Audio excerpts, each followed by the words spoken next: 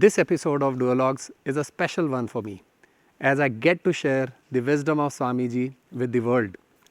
Known for being a successful multimillionaire at the age of 30, he decided to leave everything behind and walk the path of spirituality. His journey from being a student, turning into an entrepreneur, and embracing monkhood is truly extraordinary. Known for mentoring and consulting many successful leaders today, please join me in welcoming Swamiji, Om Swamiji as we all fondly call him, to this episode of Duologues.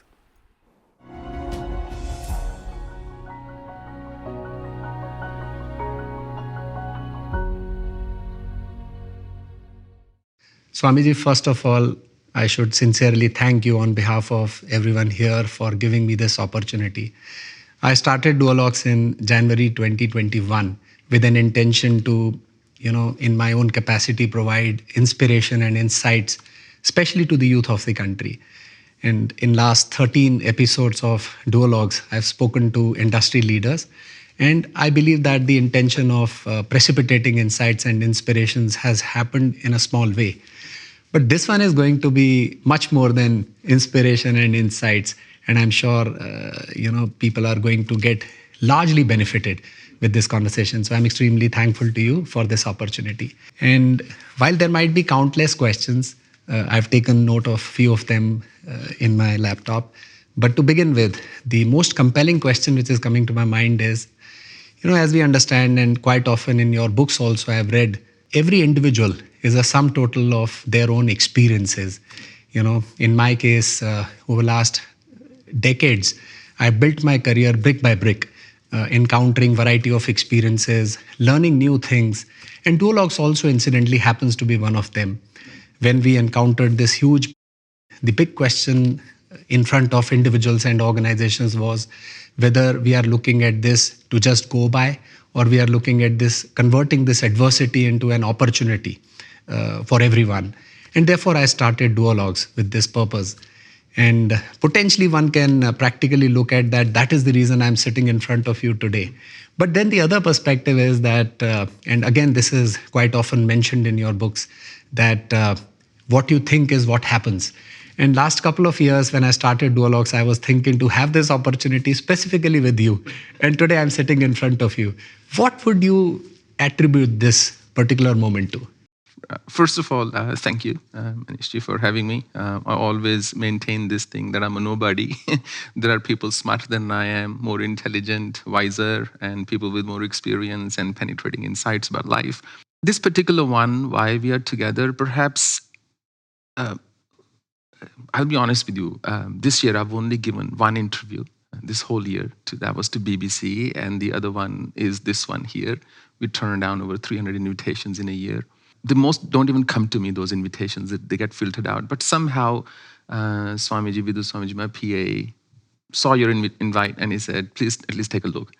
And I instantly felt a bond. I felt that here is a beautiful soul who's not just after an interview, but somebody who's somewhat familiar, if not intimately familiar with my work and me in general, which means if any conversation happens, it's going to be more productive, right, and not superficial, surface level. So that's why we are here, perhaps. Thank you so much. So this brings me to the logical question coming out of this, and it means a lot. Thank you so much for saying that. Swamiji, in one of your blogs, you mentioned that sometimes a question can trigger a lifelong transformation.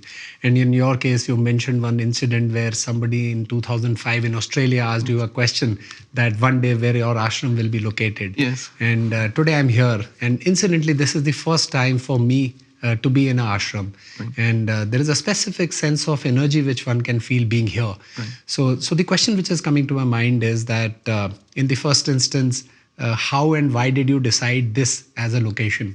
And everyone understands that our Himalayas are our pride, and in some sense we are blessed. So such locations, one can always feel that the nature, the abundance of nature, the weather itself, the abundance of oxygen in such places normally physically gives you a better feeling. Mm-hmm. But Is there more to it? Is there accumulated energy on account of thousands of years of meditation or yogic activity which has happened around these places is also the cause of this specific energy which one feels being here?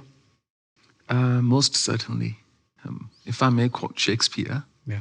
he said, books in running brooks, tongues in trees, sermon in stones, and good in everything.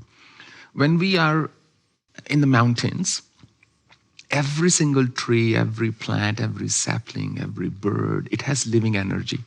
So particularly for me, I find mountains full of living energy, very silent, beautiful energy. In fact, Goswami Tulsidas writes something, "Boond agat sahin giri, जैसे खल के वचन संत सह जैसे बूंद गात सहे गिरी जैसे." Like the mountains are silent.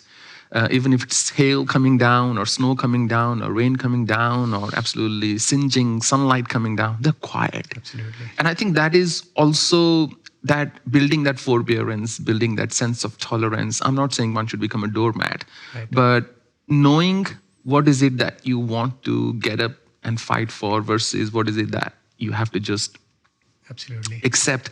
So mountains do carry a lot of energy, and 70% of our body is made up of water. True. So the river source nearby in an ashram I always felt would help anybody just be in a meditative state Right. a bit more like easily.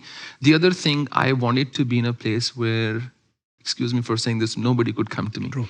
So, so I picked the remotest corner I could, which didn't even have a road, connecting road, nothing. So I thought only artharthi jigyasu gyani, only real people would come to me, not somebody saying, "Hey, we are going for a picnic to Shimla. Right. Should we take a detour and visit this guy's ashram too?" Right. So that's why I wanted to maintain the sanctity of the place, which we've tried hard with the last 12 years. We've never made any appeals for any kind here. So I'll take reference of insightful book Kundalini. Right. So in the initial chapters, you mentioned that as children we are born pure, and consistent comparisons, again quite in line with the conversation which we are having, we grow more outward looking, and hence we miss invoking the power within. This is true. And potentially the power of meditation is immense. We have a rich legacy, including the legacy of Sanatan Dharma. I'll touch upon that in my next question. We have a very rich legacy, and today, potentially in last few decades, West has learned a lot, and potentially, at least so far, has been utilizing it quite adequately. It's now catching up thanks to the power of technology also, and a lot of inspiration which comes from you. So the question is that while when we look at thousands of years before, and let me take a reference of one of the countries like Japan. When you look at this country, being very disciplined, every individual being very disciplined, this is fundamentally because social behaviors and etiquettes are part of formal education in that country. And when we look back thousands of years before, I'm assuming that such practices were part of the Gurukul system which existed in our country, and that was very central to the learning which used to happen for children at that point of time. So how do you see that happening? I mean, is there a need to inculcate such habits, including meditation, in the earlier stage of their life, and not necessarily as an alternative at a later stage of life when one encounters difficulties in leading a happier life? Beautiful question. I most certainly feel that. Moral education, social education, just social manners, how to treat the women in our society, how to treat another person. I mean, can you open the door for somebody who needs it? Or can you just let somebody pass and not jump the queue yourself? Absolutely. Just those basic manners and meditation. One of the most phenomenal misconceptions about meditation people have is, that is, oh, I can meditate to be calm. Well, I'm sorry, but it doesn't work that way. You cannot meditate if you aren't calm already. Right. You cannot meditate with an agitated mind. You need a calm mind to meditate.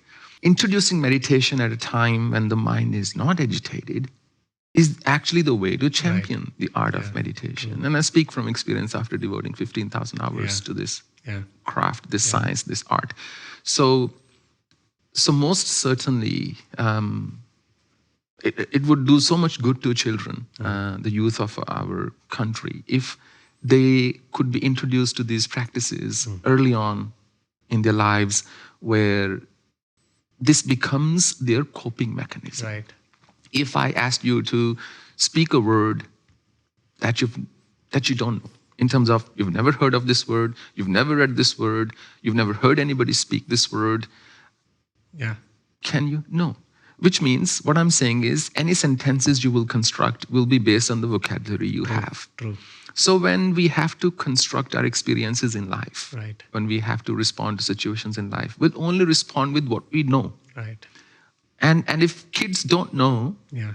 that, rather than sulking or developing brittle ears where they become so sensitive that you can't even tell them the truth anymore, or where they just believe, they let self-doubt and low self-esteem creep in, if they could be aware at least Yeah. that there are other possibilities, at least they can choose then. But if they don't even know, Right. they won't know that there's a choice. Right. So today, Swamiji, when you look at large corporates, ESG, environmental, social, and governance-based mechanisms are central to the governance mechanisms, to the strategy for large organizations. And I'm here at the ashram, and it seems that environment is central to whatever happens here. Yes. There is so much of energy which is being created on the premises, utilizing the solar panels, and everything, whatever is happening here, is so much aligned with the cause of environment. Any particular advice in this direction? And what I believe, and I've read this in your books also, is that there seems to be a relationship between what happens in the universe and what happens within you. Most certainly. So we are deeply connected. And when you see that today a lot of disorders on the rise, and when you see the environmental impact on the climate and those kind of things, on one end cancers are on a rise, and on the other end you see pollution on a rise. There is so much of concern already, and we spoke about the necessity for individuals to take care of their individual health, but that seems not to be enough. Till the time we do not take care of our surroundings in the small way what we can, eventually good things may not necessarily happen to us. So are these like interconnected, and how should individuals in their own capacity look at this, contributing their own small bit for this? Great question. I think, I read this beautiful quote somewhere which said, this planet is not what we have inherited from our forefathers. Yeah. It is what we have borrowed from our future generations. Right. So we have a duty of care to leave behind a usable planet, a sustainable planet. And the saddest thing about human race is, with all the claims of progress we make, and we have progress, I'm not denying that, we are the race that have done the greatest damage to this planet. True. In fact, one good way for this planet to survive would be for humans to go extinct. The planet will just live on forever until an asteroid or something hit it. So in Vedic view, there is the macrocosm. And then what we have is the microcosm. We are an exact replica of the universe. If there are billions and billions of stars there, we have all these pores in our body. There is galaxies, we have this nervous system, and so on.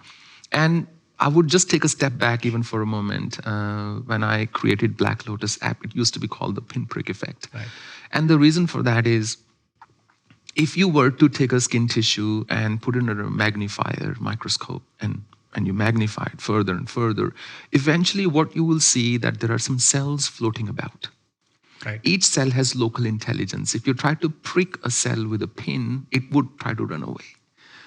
So similarly, what happens is, each one of us here is a cell in this body. Each planet is a cell in the universal body. Each universe is simply a cell in the grand creation.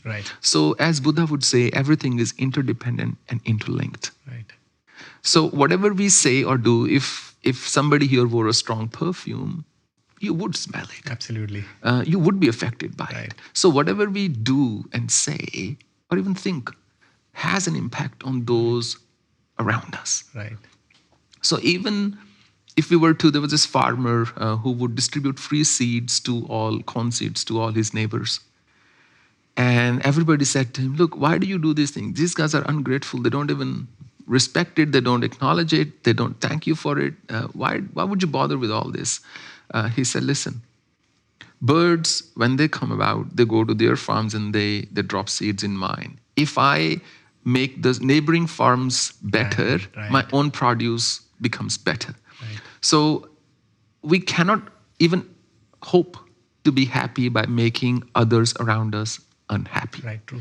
There might be a temporary feeling of pleasure, but nothing beyond that. So building a sustainable planet, the government's doing some amazing things, but it goes back to the point of education. Are we educating our people enough on what they ought to do? Having said that, we must also not disregard the fact that we have whole set of other challenges as well. If I want people to throw things in a trash can, I have to provide those trash cans. True. I mean, they will keep it in their cars, but there will be a point where they have to throw that garbage somewhere. If I remove those from public places, where would they put it? Eventually, somebody will say, I'm just going to chuck it on the road. True. So that governance, that system, as well as education, and a system whereby people know that it's important and somehow it's incentivized or penalized, either way, has to be there. Sure. Right. Swamiji, we'll speak about some of the platforms which you have conceptualized and created, which are doing a lot of good to people. OS.me, I think in the first instance, is a platform. So what is your vision for OS.me? Because I believe that this is a platform which is something like for the people and by the people. Right. So what is your vision? What kind of values would you like to drive? And if you can elaborate on this platform itself. Okay. One of the bases of my life is truth. And the other is compassion. These are the two values I've never negotiated on, whatever be the price. Now, before I tell you what about OS.me, I just want to share this quote I read. I don't know who said it. I think it was Mark Twain, or don't count me on that, I don't remember. But the quote was something like this. One sign of an imminent nervous breakdown is when somebody feels their work is terribly important to the world. That is true. Or as Boris Johnson said, nobody is remotely indispensable. Right, true. So OS.me was simply my corner on the web where I wrote, and I've still write. It's been 12 years. That's phenomenal. Thank you. And I write. It's been for 12 years now. And without ever thinking what it would mean. So I'll be very honest with you. I am not somebody who has a grand vision of anything. I just flow like the river of this ashram here. And whatever the universe wants to get done through me, I'm at service. That's really the base of my existence. What I did find on OS.me was that there were people who wanted to share their truth. Right.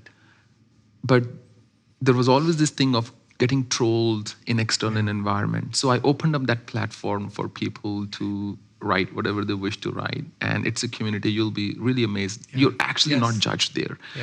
You are welcomed with open arms, and people just say, they tell their truth, but others would respond so lovingly. And there's a Q&A forum where seekers can talk to each other and so on. So some of my other initiatives are not for profit. This is also not for profit. It doesn't make any profit. Yeah. So that way, okay. I started off writing Swamiji towards 2018. That time I gave a commitment to myself that because I'm not an avid reader, and I was thinking to pen down my own experiences to be shared with people, getting encouraged by some of the people around me. So I started to think that let me start to give it a shot to write the blogs every week, and decided that let me hone this ability and I will consistently write for 100 consecutive weeks. I'm very happy to share with you that I did that. Wow. I did that for 161 weeks. That's incredible. But I'm no longer in a position to do that consistently. But this surely gives one a lot of reflection. Yes. And in this whole process, as you rightly mentioned, you need a space where you can have like-minded people, so that you precipitate and amplify this whole thought of yours. So I will also look forward to contributing in my own small way in this particular space. Swamiji, this brings me to my next question. So, The founder of our corporation, Panasonic Corporation, Konosuke Matsushita, he was not only an industrialist or a businessman, he was a philosopher. And in the later part of his life, he founded an institute called PHP. And prosperity may not necessarily be limited to all material, it may also mean intellectual prosperity, spiritual prosperity. He invested a lot of his time with a lot of intellectual people around him to research on this subject. And this brings me to the Black Lotus application, and it is doing so much good to people today. You mentioned that Black Lotus application helps people. So, in some sense, if I have to quote you, it mentions that uh, it is simply HIIT for mind, Right. and it is built on a framework called RARE. Right. Would you also elaborate on your vision for Black Lotus, and what is this framework called RARE about? Right. So one of the things that's remarkable about Sanatana Dharma, it's not based on one book. There is no one founder. True. It's based on human evolution. Therefore, it fundamentally acknowledges the fact that everybody's path may be different. Right. For some, mantras may be good. For others, it may be meditation. For others, it could be bhakti. For some, it could just be service. For some, it could be just doing the right karma, being just a good human being. Right.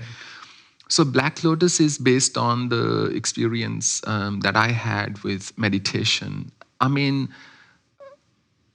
I don't claim to be good at anything except one, and that's meditation.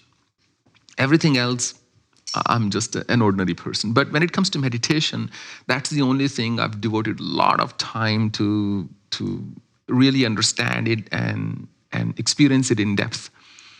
So Black Lotus is built on the framework of RARE, which is, that we give you a bit of wisdom, swadhyaya, reading, and then you do some random act of kindness during the day, and then you reflect on it, and then you enforce it.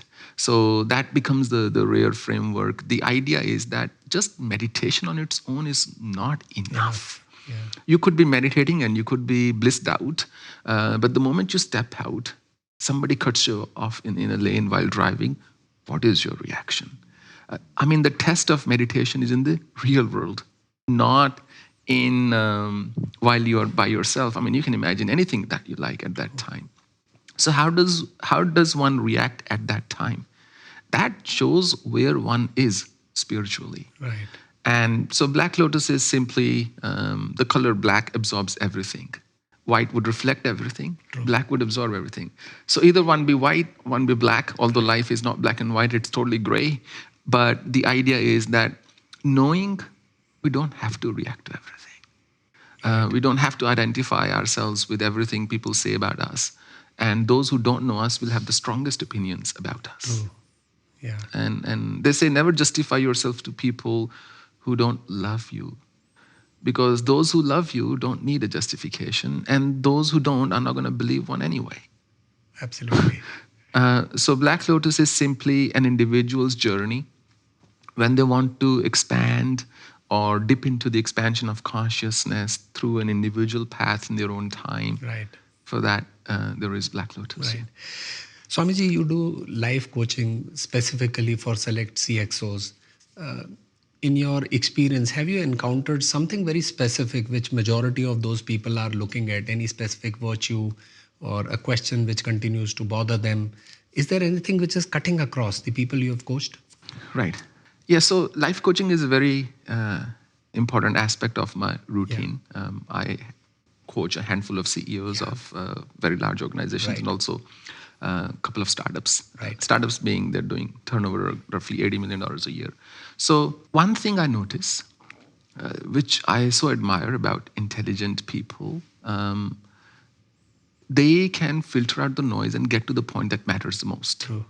Which is what a great CEO needs. Yeah. The second thing a great CEO needs is a team that is not afraid to be critical of him or her. So building a team that speaks the truth. And another thing I've realized is with all my life coaches, in the right up front, we asked 3 questions. What is your personal goal? What is your professional goal? What is your spiritual goal? And throughout the duration they are with me, I don't let them waver from these 3. We have to, you can do whatever you like on a chessboard, but ultimately you have to checkmate the king. True. So you can build offense, defense, you can go in this corner and attack the weak square and so on, but ultimately you have to checkmate the opponent's king. Right. If you don't do that, you have not achieved the outcome. So interestingly, when I deal with CEOs, large companies, I ask them one question and I say to them, until you tell me the answer to that question, we are not moving ahead. And that is, what is the next big thing you're working on? Because it's so easy for CEOs to get busy with firefighting and just dealing with operational issues that they forget that there has to be a breakhead idea that they have to work on. What is it that will catapult your conglomerate or company to the next level? Do you have a think tank in the company? Right. Group of people who where it's part of their job to filter out great ideas, is there a suggestion box, an idea box, or something? What are you implementing? So that's one question I repeatedly force them to ask. In meditation, the goal is to go inward. Right. In business growth, it's the exact opposite. The more you're sitting in your office, the less effective you're at your job, which means you're dealing with internal issues. Whereas a CEO should be out there on the road meeting with stakeholders, vendors, clients, more clients, more clients, more clients, more clients. We really have to know what's going on in the industry or even outside the industry at every point in time. Because the moment you drop that ball, the company will start to go downhill. And the trouble with large corporations is you may not realize it's going downhill for a good 5 to 7 years. Right. You say, these revenues are shrinking, market conditions, revenue is shrinking, recession, revenue is shrinking, new competitor product, and so on. But if you're not maintaining a steady growth, you're not growing. At the same time, if there is not one massive, big next thing you're working on, you're not doing justice to the company. It's going to perish. So I just tell my CEOs to have faith in their conviction. I tell them if you're playing like Russian roulette, it's a hypothetical example. I've never played it, but this is what I believe happens. You will bet on one color. Right. So somewhere along your career, there comes a moment as an organization, as a company, you say, I am betting my chips here. When Steve Jobs took over, he said, I am betting my chips here. Personal computing is the way to go. It can be beautiful. Not just creative people, but ordinary people can use. He said, we don't want to talk about bits and bytes and more gigabytes and so on. Let's tell people 1,000 songs in your pocket when he launched iPod, and the rest is history. Yeah. So the idea is that there has to be a moment when you say, I am betting on this thing. I believe in it. True. It could be that the loss may be there, you may lose. Right. But always tell people, if you want to lose, at least lose something doing something spectacular. Right. Yeah. You don't want to fall off a chair and say, I broke my leg. You want to fall off the summit, Mount Everest, and say, I broke my every bone in my body. Right. So that's one thing I encourage. And with intelligent people, with sharp people, what happens is, it's like the Socratic principle. They already have all the answers. They've already done more reading than me. They already know what they want to do. But when somebody forces them, they are able to make rapid decisions and shifts. With one of our CEO, we grew his stock price 8 times in 5 quarters. Right. With another one, we doubled his revenue. With another one, they were at $7 million loss. In just 2 quarters, now they're breaking even, right. And so on. And secondly, they get so busy working that they rarely take out time for themselves. Even if it's nothing that actually gives them peace. Right. So one of the realizations that I've had is, never expect that your life is going to offer you a closure. To have that sort of expectation from life is setting yourself up for great disappointment. Right. There is no guarantee that everybody will live to an old age. And there is no guarantee that even if when you retire, your body will be healthy and you'll be able to travel and do the things that you want. Who knows what may happen before then and so on. So the moment you have now, that's the time to seize. And if you can't do anything now, you cannot do anything ever. So we have to make time. People say, oh, I would love to exercise, Swami, but I don't have the time. Of course you don't have the time. Like Richard Branson would say, you have to make time for it. So whatever is important to us in life, we have to make time for it. Yeah. And what is important to us can easily be ascertained by looking at our calendar. where are we making time? Right. And some people, I read this, when you're not doing anything, you're always busy. People who are not doing anything, they're always busy. Right. Because they haven't structured their time, which is the most important commodity or precious stone. So, in all humility, Swamiji, I think my next question would be quite in line with what you've just mentioned. Human potential is limitless, without any doubt. And if I can say that you are a very unconventional monk, you exercise regularly, you meditate, you record audiobooks, you write, you read, you do life coaching, you work on technology, you've created so many platforms in the recent past which are doing so good for the people. What is that next big thing which is running through your mind today? Um, I think big things stopped running through my mind decades Already? ago. Yes. But, I write and I do life coaching for a living. Like this ashram's been there for 12 years. I've never taken a dime from this place. But one of the greatest joys I used to have when I was in the corporate world was charity. It used to give me so much solace, so much peace to be able to be of use to somebody materially, wherever possible, and otherwise as well. And that's why this ashram exists, because I thought one quiet place in the world where they could come and not be worried about anything. So that's why all this. But how do I pay my bills? I've never taken a donation or taken a gift.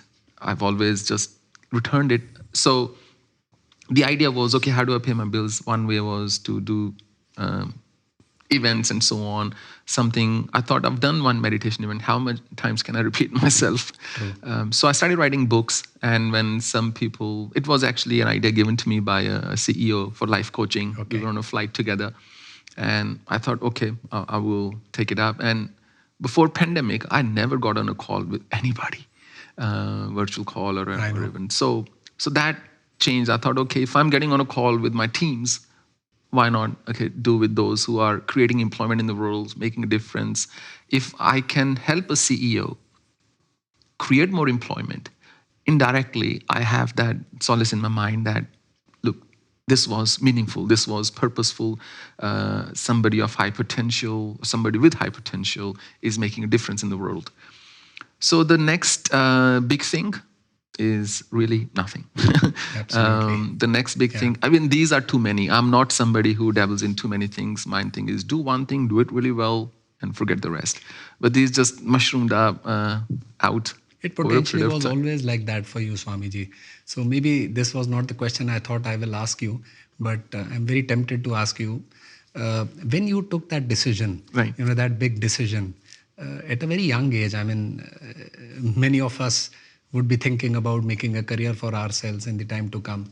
And when you decided to let go everything and walk on this path, I mean, how did you do that? What was going through your mind? You were still very young at that point of time. What was the thought process which was going across your mind? Were you in two minds at any point of time? I understand, reading your books, you were extremely clear. So that is the truth. I was extremely clear. I read this thing once. The problem with today's world is intelligent people are full of doubt and fools are full of certainty. Right. So I was quite certain what I wanted to do. No, I don't think so.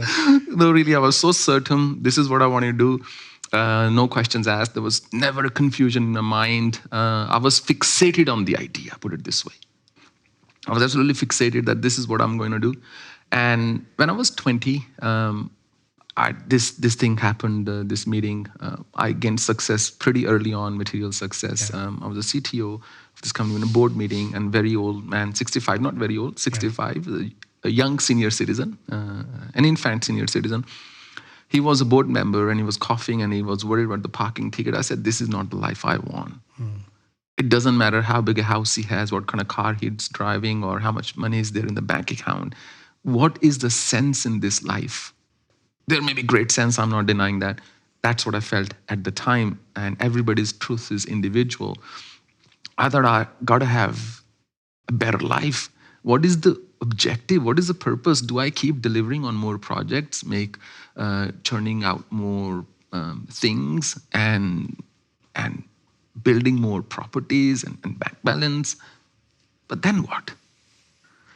So I thought, I will just give it 10 years. And I was also desperate somewhere because The things I read in our scriptures, they did not happen to me. Such experiences did not happen to me. So I thought, at least once in my life, I should fully walk this path and say, look, 24/7, I did just this. If still doesn't happen, then I can say, look, what's written in the scriptures was wrong or not for me, or arrive at my truth at least somehow. Right. Nothing matters eventually. Who you are, who we are, what I do, what I say, what I have done, what I've accomplished, not accomplished, what I created for the world, didn't create, nothing matters eventually. There comes a moment in time when none of this would matter to me or to the world at large.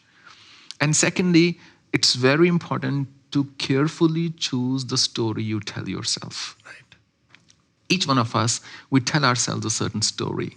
Oh, I am doing this for the world. Yeah. Rubbish. Yeah, Nobody true. does. Everybody does everything for themselves, one way or the other. Right. Oh, I am doing this for my family. Are you really? Has your family asked that want to sit in a BMW? This is usually the Yeah. hardworking partner in the family, husband or wife will say, I am slogging away just because I want to give you guys a better future. They haven't asked for that future. But it's a story we tell ourselves. And the story we tell ourselves is an extremely powerful notion, because once you start to believe in that story, that will dictate how you're going to feel about you and the world around you. And that's why it's important to be honest with oneself and be truthful with oneself. When I wrote If Truth Be Told, or in any of my answers today, I could have been very cryptic, very mystical, very philosophical, but that wouldn't be the truth.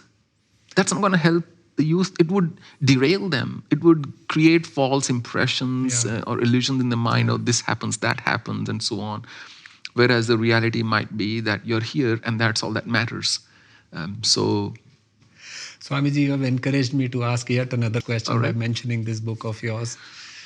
How was that experience, when you meditated for months together? Right. I mean, you mentioned that adequately in that book. Right. But would you also share some of the experiences during those months and that divine experience, if you can, to whatever extent you can? So I always say, if you're enjoying your meditation, you're not meditating. Right. You are spending your energy in that joy, but you're not building your one-pointed concentration. It's like when you're working out in the gym, it's not the actual act of exercise that's enjoyable if you're doing it right. The trainer will push you. You would want to run away. Those last 3 or 4 reps are the hardest. But it's the after effects that you enjoy. When you can eat guilt-free, and when you can walk and you say, oh yeah, nothing about my body is jumping up and down. It looks like I'm in order, and so on. So those months in the Himalayas, in terms of my practice, I'll be very honest with you, were excruciating. Absolutely. They were very, very tiring. It was the most difficult endeavor I had ever undertaken, because your brain gets tired from such intense meditation. So at the peak of my practice, I would meditate up 22 hours in a day. So 10-hour stretch, and my posture, I can sit unmoving for 72 hours. That's the max I've tested, 3 nights and 3 days. After that, I just got up. I said, okay. I don't know if I could have sat longer or not, but that's the max I've tested. What you do realize is how little you need in life to be happy. When you live very frugally, I just had my loincloth on me at that time. It reminded me of Socrates now. He would always stand in the markets but never buy anything. So one of his friends once confronted Socrates, why do you always roam up and down the street? But I've never seen you buy anything. You stand, you do all this window shopping every day, so many hours, but you don't buy anything. Why? Socrates said, well, I look at all these things and realize how happy I am without them. I don't need them to be happy.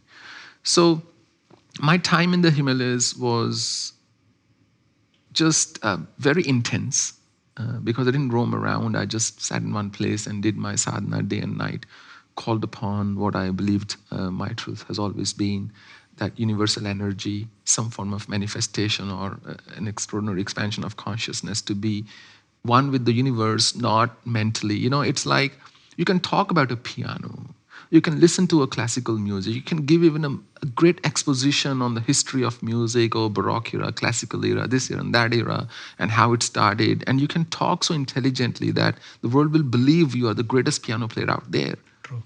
But when it comes to actually sitting at the piano and playing a piece, the truth is, that's when the truth comes out. That is the moment of truth. So in my journey, I couldn't find people who'd actually done it.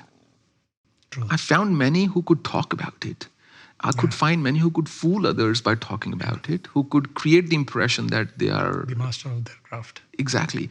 But, or their guru did this, or their guru's guru did that, and so on. I was sick and tired of those stories. I had to find my own truth. So when I first went to Naga Baba's place, he initiated me into sannyasa. And then I went to the Himalayas, because there it was an ashram environment. Naga Baba, I deeply revere him still. I could not find that environment that I needed. So I just ran away to a cave. But the people started coming. Then I ran away further after 60 days to the woods. That's where I sat down. I said, and I say this without any exaggeration, Manish, I said, either I'm dying or I'm walking up with my truth. I'm not living in between. This is it. This is the final thing for me, final straw. If I don't get it now, I don't get it ever. Now, interestingly, I did manage to find the time to write a book last year, which focused on what did I actually do with my time while I was in the Himalayas.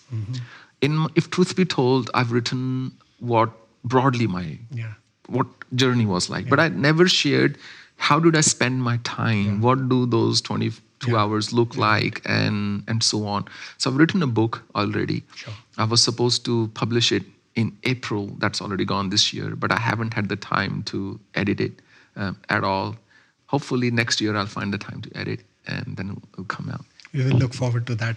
Individuals have aspirations, and individuals have desires. And I've read a lot in some of the books which I have read. Desires sometimes become central to what happens to you, and so is the case with aspirations. So, for example, in my case, I've carried aspirations, and if I look at my professional life itself, looking back, it can be summed into 3 words. In the initial part of my career, it was about ambitions. Then it was about resilience. And then eventually it is about humility. So quite often, being in my position, this is what I share with my teams. So how do you see difference? Because in the world outside, living a life without aspirations, and in most of the cases without desires also is difficult.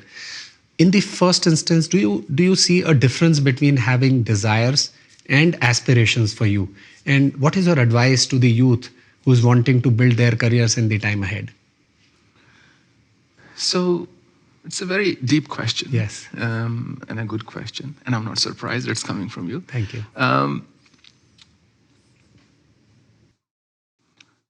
To say that one should be desire-free is somewhat ignorant. That pseudo-spirituality, that won't be true spirituality. Krishna says in Bhagavad Gita, Panchatani Mahabahu Karanani Nibodhme Sankhya Kritanti Proktani Siddhaye Sarvakaramnam Adhishthanam Tata Karta Karanam Cha Prithavidam Vivdash Pradik Cheshta Devam Cha Vatra Panchamam. Whenever anything happens, behind that there are 5 elements in play. 1 is our approach, Adhishthan. 2 is our mindset. 3 is resources we have. 4th, our effort. 5th is destiny, fate, or karma, or prarabdha. It is easy to have aspirations and desires. That's the easy bit. I'll share with you one of my most favorite anecdotes. One time, there was this Canadian pianist, world-famous concert pianist called Glenn Gould. So some of his pupils asked him, what do we have to do to become a master pianist like you? He said, give up everything else. So having a dream or a goal is one thing. A goal is basically a dream translated into some kind of actions. The only thing I would say to the youth today is they are going through a difficult time. True. There's never been a better time to be alive, in my view. Life, the longevity is better, and we are better connected. We are constantly making progress on all fronts. The world is uber connected, small. But the distractions that exist today are infinitely more powerful than the temptations that existed maybe a few thousand years ago. So the greatest challenge for our youth is how to not give in to the distractions. Right. I think that's really the most important thing. Once that is there, then really setting their priorities right. Right. If they want success, you have to go deep. Yeah. The era of generalists is gone. Yeah, true. This era is of specialists. Specialists. You want specialists. So I'll just share a small example. In the West, for example, my at least my experience, I could be wrong, has been you can find developers who've got 30 years of experience and they're still coding. They're deeply passionate about it.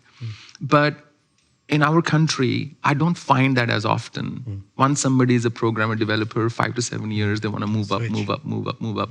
I was reading this most amazing article that said, which I believe it could reflect on the future of compensations or compensation remuneration in corporate world.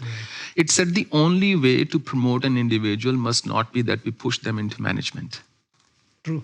So I think this whole thing of L1, L2, L3, it's a mistaken view. Yeah. It's the way it could be. A developer could be earning $500,000. Right. At the same rank, another developer could be earning only $50,000. Because when people are good at what they do, the whole life becomes a breeze. Absolutely. And that's really the message. I mean, you have to find out what is it that you're willing to devote your life to, and results, good results, never come overnight. What goes up like a rocket will come down like a burned firecracker. Right. Swamiji, this brings me to my last question. I have been asking this question to everyone I have had the conversation with. In bits and pieces, yes, of course, I have received a lot of ideas, insights, inspiration for myself. So before I ask that question, I will read one quote of yours, which I found on os.me. It says, I guess at some point, everyone is faced with the inevitable existential question. What is the purpose of my life? For me, it was to discover and experience the truth, my truth. Life possibly couldn't be about living from one day to the next and doing more of the same. I was willing to do whatever it took and wait however long it needed to pass the glory of self-discovery. And it was absolutely worth it. You already mentioned in the experience which you just shared, but and as we discussed, there is a lot which you have already contributed to the world.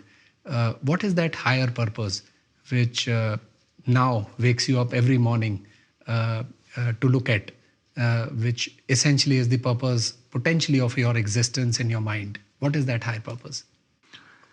My purpose is only to be of use to society. Sure.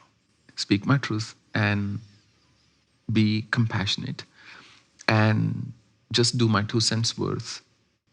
I would like to share a little story here I read in one of the books by Robert Svoboda, where he shares about his guru, Swami Vivekananda.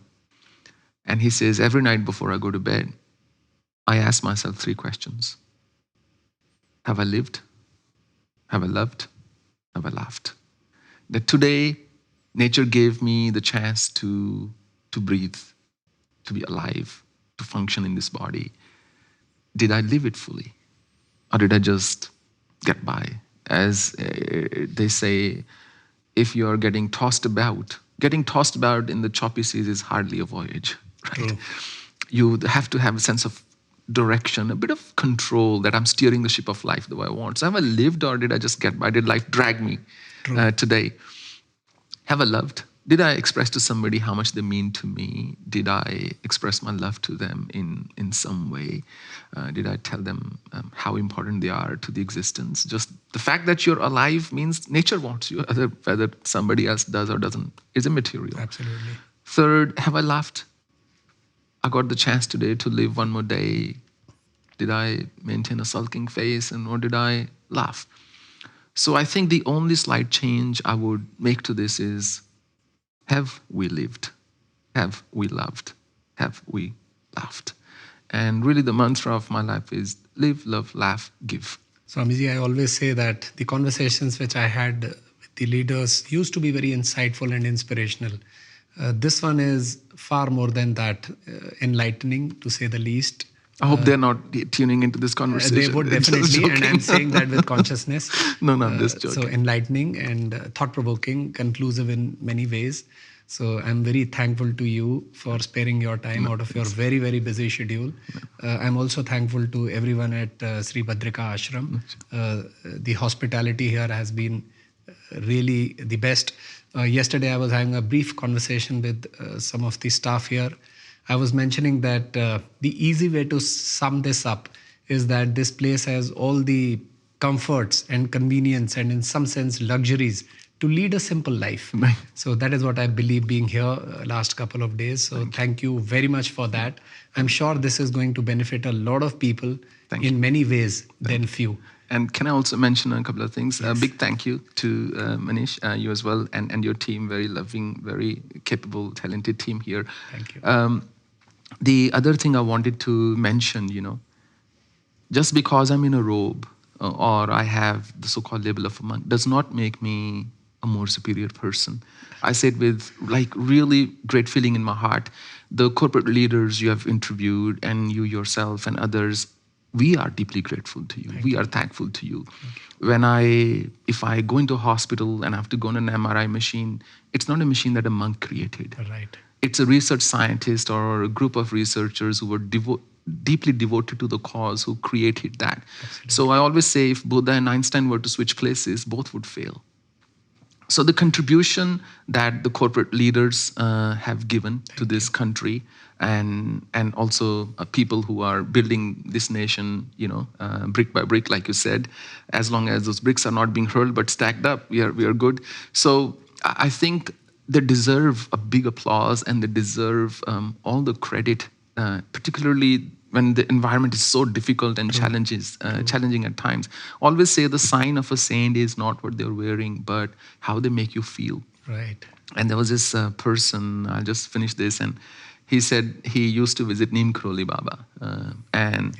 He said, what amazed me the most is not that Baba was very loving and he loved everybody. Saints are supposed to do that. That's kind of the job of a saint. He said, what amazed me the most was that in his presence, I loved everybody. And I think the sign of a saint or a true monk is when you are in their orbit, when you are in their presence, you feel kind of safe and secure. So that saint could be a mother. That saint could be a wife. In fact, they often are. That saint could be a father. That saint could even be the prime minister of a country. That saint could be anybody in any set of clothes. Ultimately, what matters is what part of our life, of our day, is devoted to truly the welfare of others, and what part of it is devoted to our self-development.